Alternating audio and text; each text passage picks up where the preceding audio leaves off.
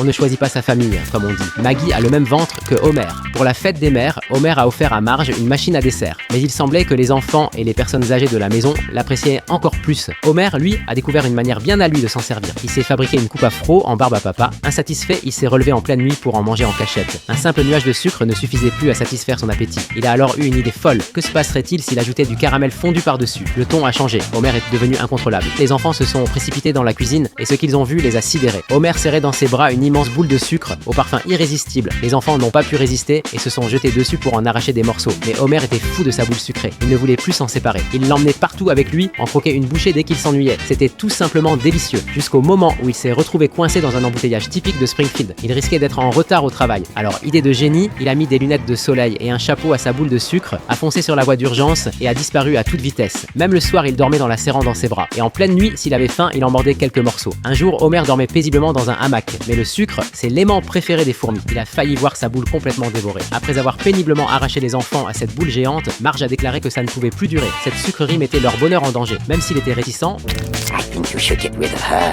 Then we can be together forever.